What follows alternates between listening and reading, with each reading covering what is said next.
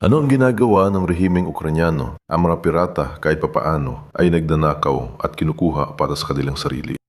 Dito, walang para sa sarili o iba. Puro pananakit at pananakot. Purong terorismo lang. Kapag si Sergey Lavrov mismo ay galit na galit at hysterical, ibig sabihin tama ang ginagawa ng mga Ukranyano. Ipinahayag ng pinuno ng Ministeryo ng Ugnayang Panlabas ng Russia na ang pag-atake ng Ukraine sa mga barko sa Azov at Black Sea ay purong terorismo at mas malala pa kaysa pamimirata. Alam niyo ba ang ibig sabihin nito? Ibig sabihin, sobrang sakit at tumpak ng mga atake ng Ukrainian sea drones kaya wala nang maisagot ang Kremlin kundi magwala. At ngayon, panibagong yugto, matapos talunin ng Russian fleet sa Azov Sea, lumipat na ang mga Ukrainian drones sa Black Sea. Sa isang operasyon pa lang, minus 20 tankers na agad sa Black Sea at simula pa lang ito. At yung mga Turkish tankers naman na halatang naabisuhan, maingat na umalis at nagsimulang magtipon-tipon sa neutral waters. Sa episode na ito, anong klaseng isterya ang ipinakita ni Sergey Lavrov at paano siya sinagot ng team gamit ang Ukrainian drone systems? Bakit hindi lang ito ilang matagumpay na atake, kundi isang maayos na estratehiyang pandagat na ipinakita ng Ukraine? Ano ang bagong sea drone na Barracuda na unang ipinakita ng hukbong dagat ng Ukraine? At paano pumapasok dito ang Europa kasama ang kanilang mga drone deal o mga kasunduan tungkol sa mga drone? Ako si Alexei Pechi. Talakayin natin sabay-sabay ang lahat ng paksa. Bago simulan, hinihiling ko mag-subscribe kayo sa YouTube channel na ito. Malapit na tayong umabot sa 300,000 subscribers at ikagagala ko ang bawat isa ninyong pag-subscribe. Mga satagal. Magsisimula tayo sa isang quote mula kay Sergey Lavrov na ginawang pamagat ng episode na ito. Sinabi ni Sergey Lavrov tungkol sa pangangaso ng mga Ukrainian sa plota ng Russia sa Dagat Azov at Dagat Itim. Alam nyo, hindi na nga ito pamimirata ang ginagawa ng rehimeng Ukrainian. Ang mga pirata kahit papaano nagnanakaw sila at kinukuha para sa kanilang sarili. Pero dito, hindi para sa sarili, hindi rin para sa ibang tao. Basta lang manira, manakot, purong terorismo ito. Hindi lang ito nangyayari sa Dagat Azov, pati na rin sa Dagat Itim, at sa totoo lang, pati sa kontinente ng Afrika. Kahit saan na makakita ng pagkakataon ang mga Ukranyano, mananakit sila hanggat hindi nila kinikilala ang Russian Federation, matitipag-alyansa sila kahit kanino. Pati na rin sa mga ekstremista na Afrikano, na sumusubok pabagsakin ang mga lehitimong pamahalaan sa Afrika at kahit kanino pang mga basura ng lipunan.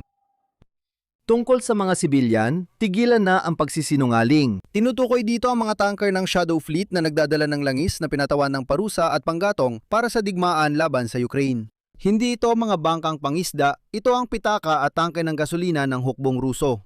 At pangalawa, napakagaling sumagot dito ang komander ng mga puwersa ng drone na si Robert Brody, ang mismo nga alamat na Magyar.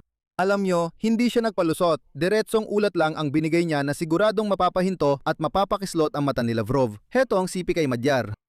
116 na barko ng Shadow Fleet ng Russia sa Dagat Azov. Ito ang unang yugto ng labanan sa dagat at tapos na ito. Ngayon naman, ang Dagat Itim. 20 mayong araw, nangaso kami ng 17 oil tanker, 2 gas carrier at 1 tugboat. Sa madaling sabi, sinagot ng mga Ukrainian ang paratang ng piracy ng panibagong pagwasak. At yon ang pinakamagandang sagot.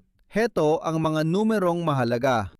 Ang kabuang tala ng labanang pandagat para sa operasyon mula Hulyo 6 hanggang 15 ay umabot na sa 136 na barko. 136 na barko sa halos 10 araw at wala talagang magawa ang Russia tungkol dito. Si Sergey Lavrov lang ang kayang magdrama at sabihin, mas masahol pa ito sa piracy. Ano yung ginagawa nyo mga Ukrainian? Inaatake nyo ang mga barko namin at sinasaktan nyo kami. Pero ano bang inaasahan nyo? Bumalik na ang digmaan sa daungan. Ganito, mula sa mga barko, 116 sa Dagat Azov ang natamaan. Tinawag ni Brody na tapos na ang unang round. Ngayon, nagsimula na ang ikalawang round sa Dagat Itim kung saan 20 barko ang agad natamaan sa isang araw. At gaya na napag-usapan na natin, ito ay isang estratehiya. Ibig sabihin, pansinin ninyo ang mga salita ni Madjar. Nagsasalita siya gamit ang mga termino na round at yugto. Una, maingat milang nilinis. Nakuha na ang dagat Azov, pagkatapos ay inilipat ang mga atake sa dagat itim. Tuloy pa rin ang digmaan ayon sa plano. Hindi ito basta-basta mga pabigla-biglang pag-atake o tsambang mga tama. Hindi, ito ay isang malinaw na sistema. Heto ang patunay na sistema nga ito, ganito ang itsura. Matapos ang dagat Azov, sinimulan ng mga drone ng Ukraine ang operasyon sa karagatan malapit sa baybayin ng Crimea at katimugang bahagi ng kalupaan ng Ukraine. Kamakailan gumamit ang mga espesyal na puwersa ng Ukraine ng mga drone para tamaan ang batayang infrastrukturang pang-enerhiya ng Crimea, mga pasilidad ng enerhiya at mga sistema ng depensa sa himpapawid. Tinarget nila ang lohistika at ipinaliwanag ng Ukraine Defense Minister na si Mikhail Fedorov ang lohika nito sa isang pangungusap. Isinasagawa ang isolasyon ng Crimea gamit ang mga drone. Ibig sabihin, ang layunin ay putulin ang supply sa peninsula sa lahat ng paraan, sa lahat ng ruta ng sabay-sabay. Gasolina, kuryente, lohistika at maaring pati pagkain. Nagustuhan ko kung gaano kalinaw sumagot si Madjar kamakailan. Napansin niyo bang hindi namin tinatamaan ng Crimean Bridge? Alam niyo ba kung bakit? Para makatakbo lahat ng mga hayop na Ruso mula doon. Bigyan ng daan ang mga daga at hayaang tumakbo ang mababangis na nilalang na yan. Habang pwede pa, hayaan silang dumaan sa tulay na yan. Lahat ng supply puputulin, 100 lang ang matitira. Itong daan na to ay hindi pa ginagalaw ng kahit sino. Ulitin ko, para makauwi ang mga maruruming mababangis na Ruso sa kanilang maruming bayan. Ngayon, pag-usapan natin ang hiwalay ang gamit sa yugtong ito ng digmaan dahil unang beses na nagpakita ang hukbong dagat ng Ukraine ng isang kawili-wiling bagay. Ang tinutukoy ko ay ang sea drone na tinatawag na Barracuda. At hindi lang ito basta bangkang kamikasi na bumabangga at sumasabog. Hindi, mas astig na ito ngayon. Ayon sa nalaman natin, ito ay multifunctional na plataforma para sa komplikadong operasyon na may maraming antas.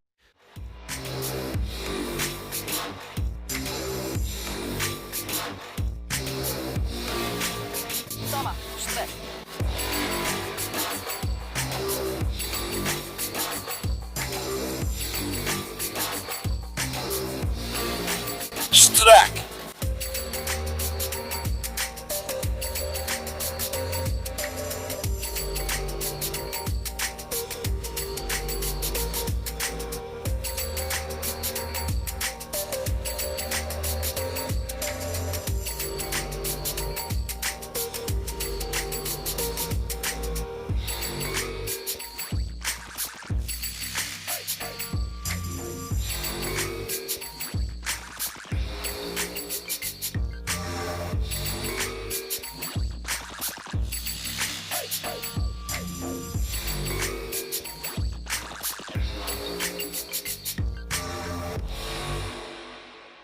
Panurin ninyo kung paano gumagana ito sa video na nagpapakita ng isang espesyal na operasyon na may ilang yugto. Sa simula, ang drone na kamikasi na Barracuda ay palihim na lumalapit sa iniwang barko na ginamit ng mga mananakop bilang isang obserbasyon na punto at winawasak ito.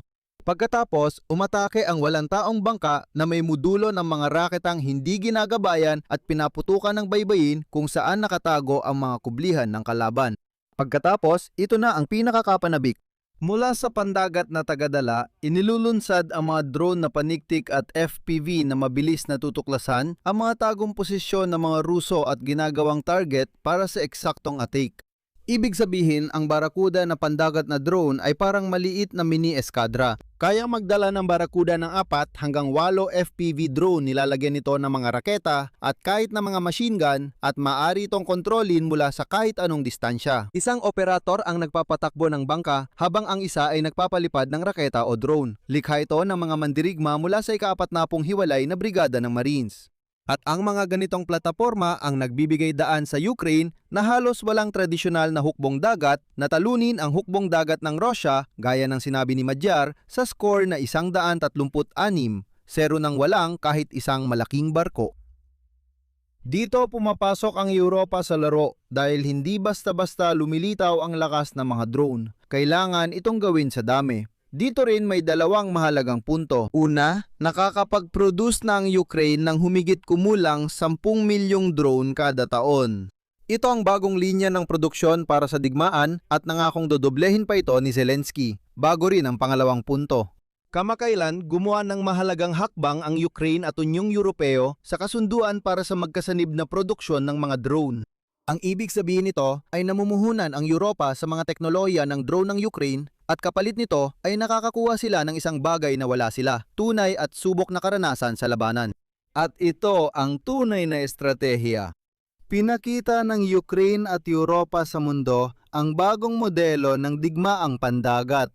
Hindi mga aircraft carrier na bilyon-bilyon ang halaga. Hindi mga battleship, kundi mga mura o medyo mura na mga pandagat na drone na para mga pulutong na lumulubog sa fleet ng kalaban at halos wala ang halaga kumpara sa nasirang target. At ito ay karanasan. Pinalalawak na ngayon ng Ukraine at Unyong Europeo ang karanasang ito. Ngayon, magbigay tayo ng buod.